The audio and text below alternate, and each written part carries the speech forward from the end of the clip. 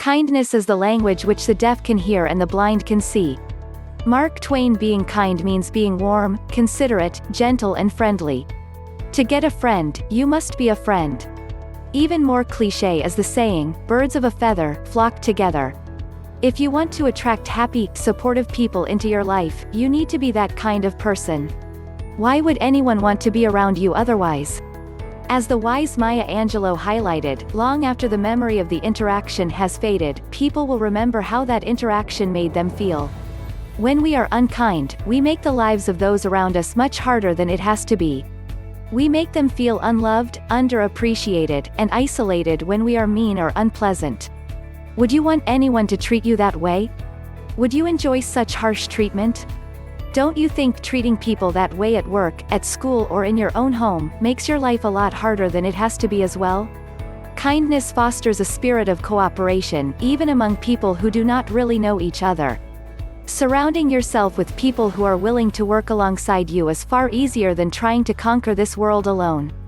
Being unkind envelopes a wide variety of actions. Our words are the most common form of unkindness. Being harsh, condescending or even abrupt can be interpreted as unkind. Using your words to put others down and elevate yourself is not only unkind, it is also a very selfish act, that often causes more harm than good. A key aspect of kindness is being polite. Let us take some time to learn more about this beautiful quality.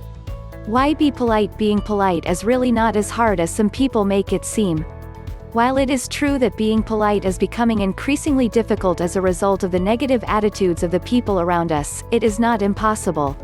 Being polite might inflate the ego of these individuals, but our being polite is not a reflection on them. Our being polite reflects positively on our character, come what may. Individuals who are polite are often thought of as kind, principled, professional and pleasant. And with this very interconnected world that we live in, you just never know who you might have insulted. Just imagine how embarrassed you will be if you show up for a job interview, only to realize that the man you just cursed in the parking lot because you think they parked in your spot is actually the interviewer. Trust me, it has happened many times before and could happen to you. Being polite involves being respectful and considerate of the needs, feelings, time, resources, values and cultural norms of others. Being polite and kind will make you very likable and will encourage others to reciprocate your consideration.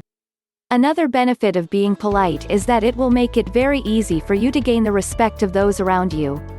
Even if they do not instantly change their behavior, they will be forced to respect you and your standards. Eventually, they may change for the better as a result of your efforts. Wouldn't life be much easier if we all had jobs in which our employees, subordinates, and colleagues all treated us with respect? Respect has to be earned, and being polite is one of the easiest ways to earn it.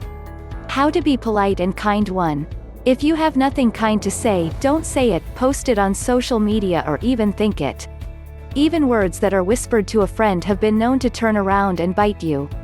2. Don't be stingy with greetings and salutations.